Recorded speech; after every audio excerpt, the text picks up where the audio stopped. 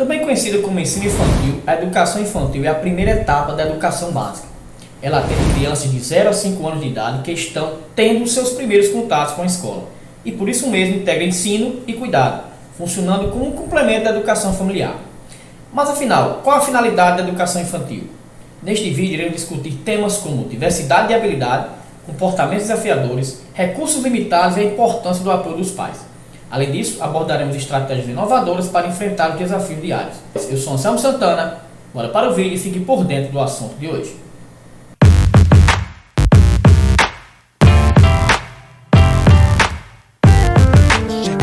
Olá pessoal, tudo bem com vocês? Aqui é Anselmo Santana mais uma vez no nosso canal e hoje estamos aqui com a pedagoga, não vou dizer todos os títulos que ela tem, ela mesma vai falar depois, a Marisley Ribeiro, não é isso? Isso. E nosso assunto será os desafios, que os professores da educação infantil enfrentam atualmente. Então é um prazer tê-la aqui, Marisley. Pode ficar à vontade para se apresentar. Quem é a Marisley? Dizer o que você faz, enfim. Tá bom. Primeiro eu quero te agradecer, a esse convite.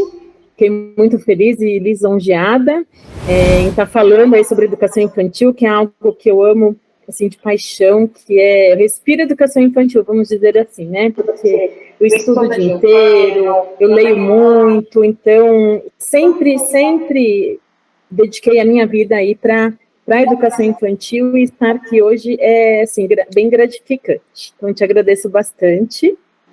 Bom, eu sou a Marisley Ribeiro, sou pedagoga, psicopedagoga e formadora de professores, Iniciei recentemente a produzir conteúdos nas redes sociais para ajudar mais professores, E aí, ao longo da nossa conversa, você vai entender um pouquinho melhor por que eu venho querer aí ajudar mais professores, Bom, eu comecei minha carreira logo enquanto eu estava terminando o magistério, então eu era bem novinha, com 16 anos eu já comecei como auxiliar de uma escolinha de educação infantil. Quando eu me formei, peguei minha primeira sala e fiquei nessa escolinha por 4 anos. Depois, fui contratada pela Prefeitura Municipal de Mairiporã, que é onde eu trabalho hoje, Então, eu trabalhei ali alguns anos como contratada até prestar o concurso e me efetivar. Então, me efetivei também na educação infantil, mas enquanto contratada, eu já trabalhei com ensino fundamental, com EJA, educação infantil também, e optei por fazer o concurso na educação infantil porque era o que mais me chamava atenção, o que mais me agradava e o que eu ali mais me sentia vontade de trabalhar, A partir daí, passei pela coordenação, então eu fui coordenadora de uma escola de ensino fundamental e infantil, então eu tinha os 2 segmentos.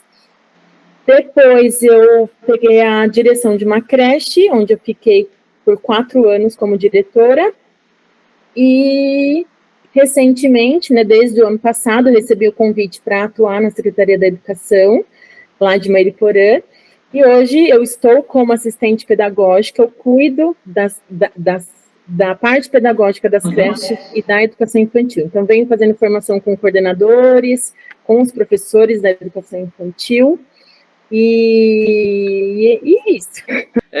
Marisley, a nossa primeira pergunta é o seguinte: qual o papel do professor, da educação infantil? Como é que ele difere de outros níveis, de ensino e quais os desafios específicos dessa área, Dessa faixa etária, melhor dizendo. Sim. Nenhum é mais importante que o outro, Cada segmento aí tem a sua importância. Mas, lógico que eu vou puxar a sardinha para o meu lado, para a educação infantil. A educação infantil, na verdade, eu costumo dizer que é a parte principal, da formação da criança, enquanto o adulto que ela vai ser lá na frente. É o alicerce, Por quê? Então, a gente está ali com a principal fase do ser humano, que é ali onde a gente insere conceitos, né, visão de mundo, onde a gente trabalha ali várias habilidades para o adulto que ele vai ser amanhã, né? Então, é bem importante essa fase do professor de educação infantil para o adulto, né? Então, tem uma frase que eu vou até ler aqui, que eu acho super importante, né? Fala que é assim, do Rosel, que ele diz que aproximadamente 90% das conexões cerebrais são estabelecidas dos 0 a 6 anos. Nessa fase são formadas as bases para as capacidades físicas, intelectuais e emocionais. Então, é isso, né? A gente está ali desenvolvendo até os 6, 7 anos toda essa parte cognitiva, emocional da criança. E quando ela não é bem trabalhada, o adulto fica um adulto inseguro, né, incapaz de tomar decisões, não sabe se pôr diante de uma situação problema, né? Então, tudo isso a gente vem trabalhar na educação infantil. Lateralidade, coordenação motora, tudo que a gente precisa ter noção enquanto adulto na educação infantil que são trabalhadas essas questões. Né? E aí você pergunta, né, quais os principais desafios, né, para esse trabalho? E aí eu penso assim, primeiro, a dificuldade que o professor tem em fazer formações, né, ele se formar, estudar, né, existem poucos recursos para professores, né, para essa área de estudo. Então, os professores, eles acabam estudando pouco, né? Aqueles que têm mais interesse, aqueles que têm mais condições, vão em busca por si só. Escola particular oferece uma ou outra, né? As prefeituras procuram oferecer, mas também dentro ali de uma possibilidade que eles têm de fazer essa formação, e aí fica mais por conta mesmo dos professores. E os professores, a gente tem aqueles que gostam, que vão atrás, e a gente tem aqueles também que não gostam, que acham que o que aprenderam já na faculdade, no ensino regular deles, já está bom. Né? Então, essa eu acho que é o principal desafio que os professores vêm enfrentando, né? A gente tem também ali um diálogo enfraquecido entre os pais, né? Os pais aí com essa correria do dia a dia, pouco vão à escola, né? A gente costuma falar que reunião de pais hoje, a gente praticamente não tem. E é até uma conversa que eu estava tendo com as coordenadoras ultimamente, que elas estavam repensando sobre como reformular essas reuniões de pais, porque a frequência está muito baixa. Né? E a gente tem também as empresas que não facilitam para os pais saírem e ir até a escola para conversar com os professores, porque geralmente o horário de aula é o horário de trabalho do professor, e o horário do trabalho do professor é o horário de trabalho dos pais. Né? Então também tem esse diálogo enfraquecido e as escolas ficam buscando soluções para conseguir ter essa parceria entre a escola e a família. Na escola que eu leciono, a gente trouxe as reuniões para a noite. Foi onde a gente conseguiu trazer mais pais. Exatamente. Então a melhor opção foi trazer para a noite mesmo. Isso. Foi o que as coordenadoras estavam optando também a fazer. Estavam querendo saber se podia, né? E aí a gente acaba adaptando uma forma de melhor atender esses pais. Isso. Né? Porque antigamente a gente tinha ali a mãe que cuidava da casa dos filhos, então ela tinha o tempo disponível para ir até a escola. Isso. Né? Hoje em dia não, hoje em dia tanto o pai quanto a mãe trabalham fora. Né? E a gente tem essa questão das empresas que não liberam, por mais que a gente saiba que é direito da criança previsto em lei, né? É direito dos pais terem acesso ao que os filhos estão fazendo na escola, o que eles aprendem e como eles se desenvolvem, mas a gente tem as empresas que não facilitam, né? Então, aí tem as regras das empresas, as empresas também não aceitam declarações, e aí é difícil para a gente na escola. É verdade. Marisley, quais estratégias os professores utilizam para lidar com os comportamentos desafiadores, né, nessa fase das crianças? Que a gente sabe que eles têm que ter todo aquele manejo, né? Então, as estratégias, os professores, eles buscam, né? Eles buscam, assim, saber quais essas dificuldades que as crianças, o porquê que as crianças estão com essas dificuldades, se é um problema que vem do contexto familiar, né, de repente uma família desestruturada, a criança também vai ser desestruturada. Então, a gente busca fazer essa sondagem, né, com as crianças para saber o que está acontecendo, o porquê desse comportamento que a criança tem, se é mais agressivo, se é mais introvertido, né, o que está acontecendo para que o professor consiga agir aí dentro da situação para ajudar a criança. Falando em estrutura, né? Vamos falar de estrutura e questão de recursos. A gente sabe que as escolas, principalmente as públicas, né, enfrentam muitos obstáculos, né, com relação a isso. Falta de recurso financeiro, falta de equipamentos. Então, como é que, nos casos da sua cidade, como é que os professores lidam com isso? Eu acho que não só em questão a cidade onde eu estou, mas acaba sendo um pouco no geral, né?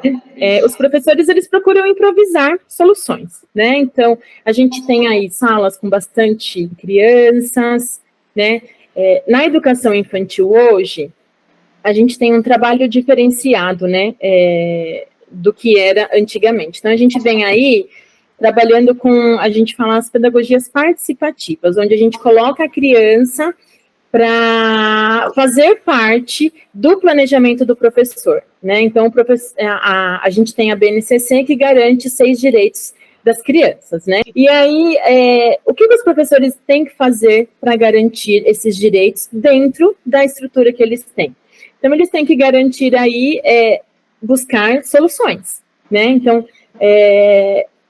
uma das soluções que a gente tem, inclusive, é o trabalho com os materiais não estruturados. Né? Então, esse trabalho com os materiais não estruturados traz uma riqueza muito grande de pesquisas e investigações das crianças. Então, esse tipo de material não requer infraestrutura, né? Porque o que são materiais não estruturados? São materiais que não têm forma, né? Ele não tem uma estrutura. Então, são materiais de recursos naturais, muitas vezes, ou então brinquedos que não são brinquedos. Caixas, panelas, né?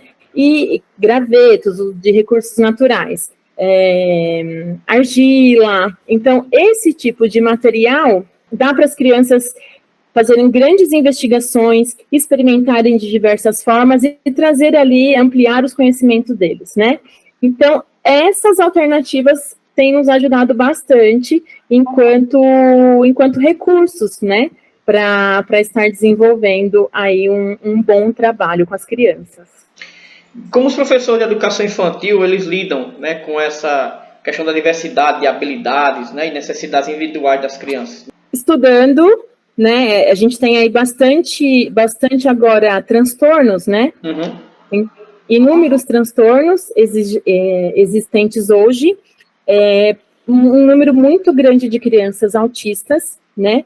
E a gente tem que atender essas crianças, né? Enquanto faculdade, a gente não tem uma formação específica para isso, né? A gente tem ali na faculdade um módulo onde é falado, assim, brevemente sobre esses transtornos, essas crianças com atípicas, né? Com alguma necessidade educacionais especiais. Então, quando o professor se depara com uma situação que ele está com essas dificuldades ali diante deles que eles têm que trabalhar, eles buscam ajuda, né? Então, eles buscam ajuda com um profissional que as prefeituras oferecem. Então, a gente sempre tem os centros de atendimento às crianças com necessidades especiais. Então, recorre à ajuda desses profissionais que já fazem o atendimento a essas crianças e aí conversa com esse professor e aí os professores vão tirando dúvidas. Muitas vezes, se não tem atendimento nesses centros, as professoras pesquisam, né, o que é e como trabalhar, como trazer propostas para desenvolvimento dessas crianças. Na verdade, a gente percebe também que os chamados auxiliares, né, de sala, muitos são novatos, né, na área, enfim, eles vêm lá para cuidar daquela criança, mas o certo mesmo seria que fosse um cuidador já experiente, né, para que pudesse lidar com essas crianças, né, exatamente. Dessa faixa etária, né? São cuidadores que não têm formação específica também, isso, né? Com certeza. Então, eles estão ali mais para os cuidados básicos de higiene e fazer com que a criança conviva ali tenha um convívio social com as outras crianças. Isso, questão da inclusão. E aí fica mais a cargo do professor mesmo, trabalhar aí o desenvolvimento dessa criança com alguma necessidade. Quais os efeitos da carga de trabalho e do estresse? Da questão da saúde física e mental, emocional dos professores na educação infantil? Essa questão é bem desafiadora, né, Anselmo? Porque os professores acabam ficando com um esgotamento, né, um esgotamento físico e mental, né? O cansaço físico, claro, a gente sabe que o cansaço mental também é muito ruim, né? Então, juntos os dois, o cansaço físico e o cansaço mental. E aí a gente tem o quê? Muitos professores que se afastam, né? Muitos professores ansiosos, necessitando de remédios, tudo por conta desse esgotamento aí de excesso de carga horária, porque querendo ou não, o professor, quando ele não tem recursos, ele tem que buscar esses recursos, né? E aí demanda tempo. Então, o que ele tem que fazer acaba ficando o tempo reduzido por conta dos recursos que ele teve que elaborar, confeccionar e tudo mais. Então, acaba sendo muito corrido, né? Muitos alunos, que nem a gente fala, muitos alunos na sala de aula, então o professor não tem tempo de dar aquela atenção individual para cada criança. E aí acaba que o professor também, naquela angústia de atender todo mundo, ele acaba se estressando, né? E hoje na educação infantil a gente vem falando bastante desse trabalho com pequenos grupos, né? Então, a professora traz a proposta, divide a turma em pequenos grupos, e aí ela observa cada dia um grupo para ter uma observação mais individualizada ali com um grupo por vez. Então, são algumas estratégias que os professores vêm buscando. E aí, com isso, a gente vai tentando reduzir, inclusive, um pouquinho do estresse e da ansiedade da professora com relação a isso. Principalmente, professor, no caso, mulher, né? Porque tem toda a questão de dona de casa quando chega em casa, cuidar dos filhos, enfim. É uma jornada bem puxada, exatamente. Né? Então, assim, né? A professora já trabalha fora, tem todo o trabalho da escola, chega em casa, ainda tem que lidar com a casa e ainda os filhos, né? Que é o meu caso, eu trabalho 8 horas diárias, aí chego em casa, ainda tenho que dar conta da casa e ainda tenho que dar conta da lição de casa do filho, quando é semana de prova, semana de trabalho, dar conta do pequeno, que também quer atenção. Então, não é fácil mesmo, não. E aí, muitas vezes, o estresse também gera muita ansiedade, saber lidar com essa situação, né? Essa cobrança de todos os lados. Para a mulher é muito mais complicado, porque, querendo ou não, assim, é uma responsabilidade, né? O que a mulher vai cozinhar hoje? O que eu tenho que descongelar para cozinhar amanhã? Né? Tenho roupa para lavar, tá acabando a roupa na gaveta da criança. Então, e diante de toda essa preocupação, ainda tem a preocupação dela com a escola, o documento que tem que entregar para a coordenadora. Então, acaba sendo muita coisa mesmo, e a mulher, assim, tem a cabeça em múltiplos lugares. Como a formação, né, e o desenvolvimento profissional dos educadores influenciam na sua capacidade de enfrentar esses desafios? Então, uma formação adequada, ela garante que o professor seja mais preparado para lidar com algumas situações, né? Então, diminui bastante essa ansiedade da professora e esse desespero de saber o que fazer, né? Então, quando a o professor busca estudo e compreender o que se passa, compreender a forma de trabalho, fica muito mais fácil. Né? A gente tem um problema grande hoje, porque nem todo professor quer estudar, né? Tem professor que acha que não tem tempo para estudar, então acaba que, diante de algumas situações, se vê perdido e não sabe como fazer.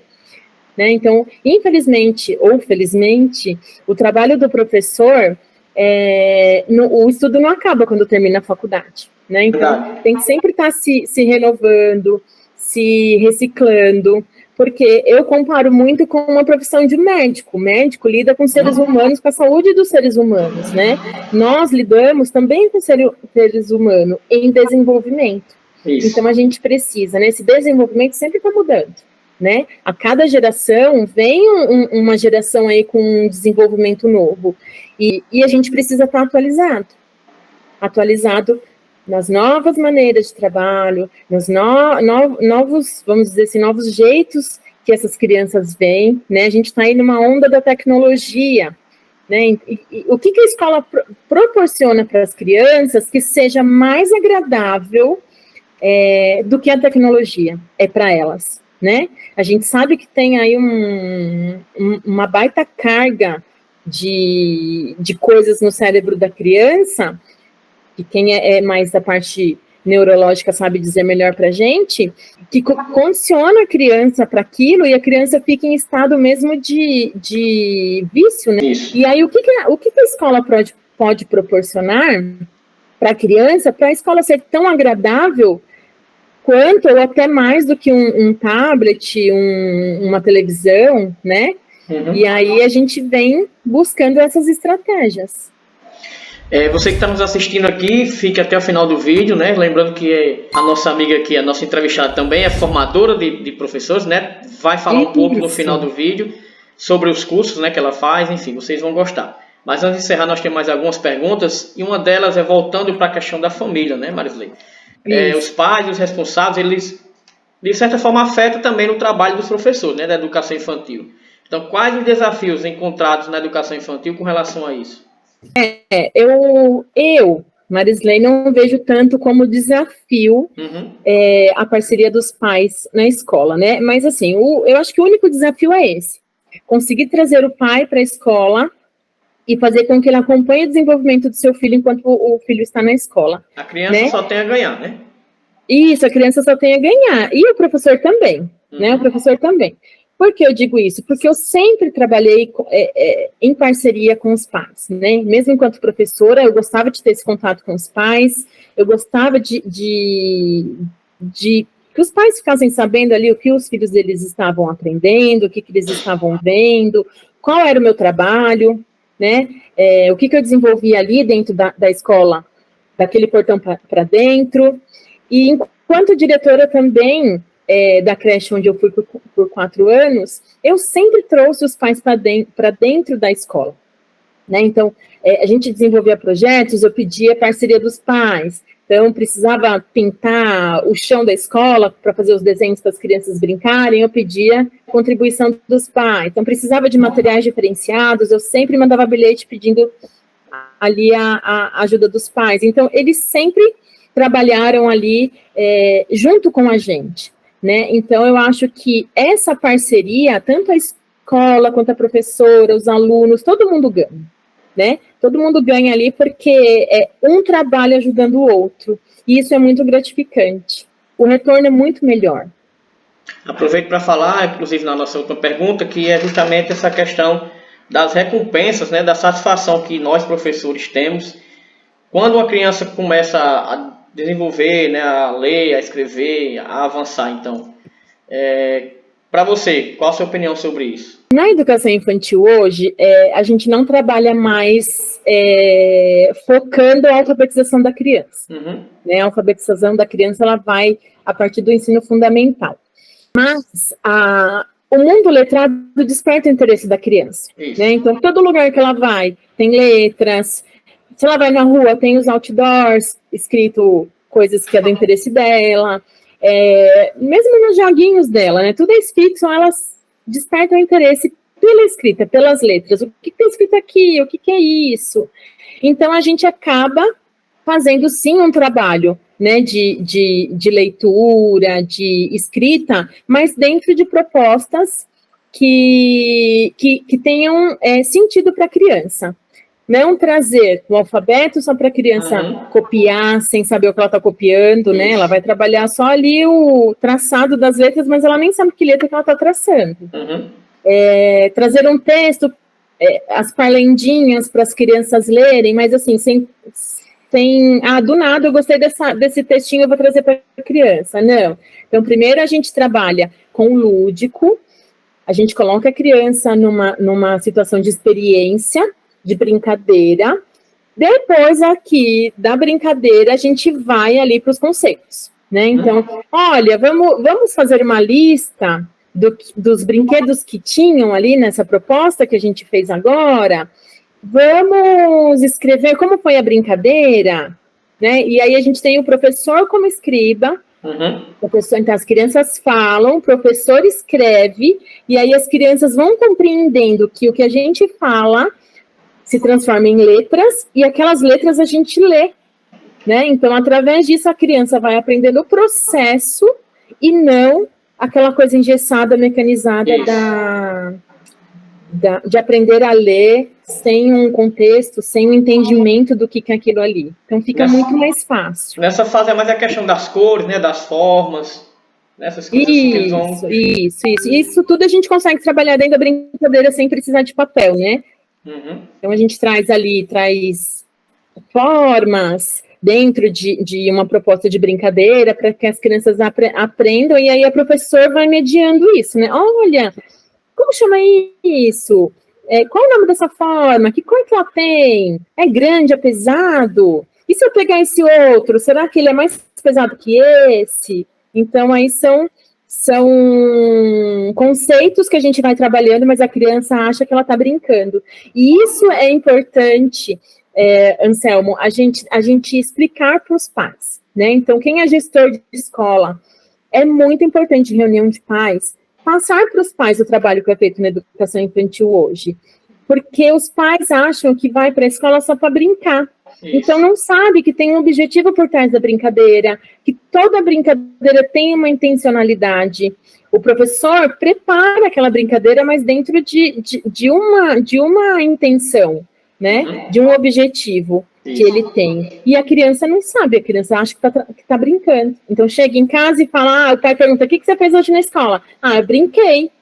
Né? Então, se o pai não tem esse entendimento de que está brincando, mas está aprendendo, ele vai achar que a criança só está realmente brincando mesmo. Isso é até bom se passar nas primeiras reuniões, né? Início de ano para os pais, para as famílias já. Isso, sempre deixar claro, sempre deixar claro. Eu fazia bastante isso, né? Na creche. Toda reunião de pais, eu fazia a abertura da reunião, conversava com os pais a importância do brincar, que a criança se machuca sim, mas porque está brincando. Criança que não se machuca é porque não brinca, né? É impossível uma criança que brinca não se machucar, não é verdade? É verdade. Então, assim, é compreender de que a gente está assim de olho, a criança não machucou porque ela está em descuidado. Não, ela machucou porque ela está aprendendo, então ela está brincando, ela está se desenvolvendo. Mas a gente presta todo o socorro necessário ali, né? Passa lava com água e sabão, passa um algodãozinho. Um gelol. Que não é nada grave, O gelo é... Pois é. Marisley, foi um prazer tê-la no nosso canal, né? Estamos chegando ao final, mas eu quero deixar o espaço aberto para você falar dos seus cursos, né? Das suas formações, algo que eu não te perguntei, enfim, pode ficar à vontade. Tá bom.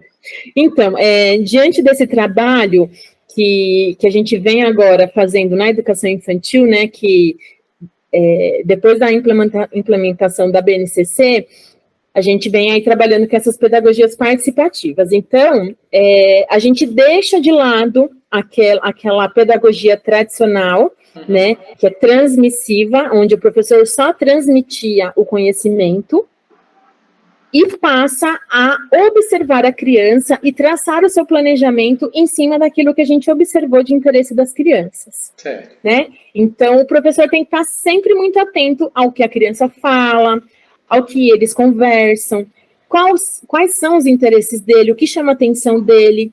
E aí, a partir disso, né, claro, a professora registra essas observações que ela faz. Em cima desses registros, ela elabora o planejamento dela para a próxima semana, para os próximos dias. Né? Então, se eu não faço essa observação e essa escuta da criança, eu não consigo planejar, né, em cima dali do que as crianças estão me mostrando, às vezes até uma necessidade, né? durante as brincadeiras, a professora percebeu que a criança não consegue empilhar os blocos de madeira. Então, a professora sabe ali que ela precisa, então, trazer mais propostas onde a criança consiga desenvolver essa habilidade de empilhar, né? Então, esse é o trabalho que eu venho fazendo hoje. Então, ajudar esses professores como observar as crianças e como fazer esse registro do que ela observa, né? A avaliação hoje na educação infantil também, ela é através de relatório. Então, o professor, ele precisa fazer um relatório de desenvolvimento da criança. Alguns lugares é trimestral, outros lugares é semestral. Então, como que o professor, se ele sem registrar, ele vai lembrar do que aconteceu durante 3 ou 6 meses, né? Se ele não tem esse registro do que ele olha, e às vezes são observações de detalhes, né? Uma frase que a criança falou, que a professora compreendeu o estágio que ela está ali naquele momento, ou que ela vem vivenciando alguma coisa em casa, né? Algum comportamento diferente que influenciou ali no comportamento dele na escola. Então, são nesses momentos simples que, se a gente não observar, passa desapercebido, né? Que a gente registra e a gente consegue interpretar muitas situações que acontecem com a criança em sala de aula. Então, é um trabalho, assim, bem direcionado, bem focado, e aí eu venho ajudando professores a ter esse olhar, né? Então, eu tenho alguns cursos na plataforma Hotmart, nem sei se pode falar. Pode sim. Inclusive, vamos deixar os links aqui, só você me passar, a gente vai deixar aqui na descrição do vídeo. Registros no diário de bordo, né, que é o Desvendando o Diário de Bordo. Então, como o professor pode fazer esses registros no seu diário, e tem também o Engrene nos relatórios individuais, que aí são orientações também do que colocar nesse relatório, né, da criança. É um relatório de desenvolvimento, não é um relatório de comportamento. Então, questões comportamentais a gente trata em outro momento, né? O relatório de desenvolvimento é o relatório de avaliação de desenvolvimento da criança mesmo. Bacana. E vocês vão ter acesso, né, os links aqui, iremos deixar na nossa descrição do vídeo. Isso. E aí me segue lá no Instagram, eu sempre propondo lá, trazendo propostas, né, quanto a isso para vocês, professores de educação infantil, ideias, né, ferramentas de escrita para ajudar vocês no dia a dia, propostas aí de investigações e experiências para as crianças. Muito bom. Curte minha página, tem um canal no YouTube também, se inscreve para não perder nada. Vamos deixar tudo aqui para que vocês justamente não percam nada, né? Como os professores fazem suas anotações, a gente vai deixar tudo anotado aqui também, né, para que vocês não percam. Exatamente. Onde é que estava? Está aqui embaixo, é só clicar E também deixe seus comentários, né? O que você achou da nossa entrevista, se vocês gostaram, o que vocês querem saber um pouco mais, né? Que a gente pode trazer a nossa convidada mais uma vez aqui no nosso canal. Que assunto tem, viu, Anselmo? Com certeza. Nossa, assunto tem. Eu não falei nem um pouquinho do que a gente tem para falar da educação infantil. Com certeza. A gente vai trazer novos vídeos aqui com outros temas, né? E, mais uma vez, lhe agradecer e até o próximo. Eu te agradeço também demais. Parabéns pelo seu trabalho. Obrigado. Tá trazendo aí conhecimentos diversos para vários profissionais. Isso é muito legal, né? E a entrevista, que a gente pouco consegue ter esse contato aí mais para falar mais abertamente de várias coisas, e aí você vem trazendo esse trabalho muito legal. Muito obrigado. De nada.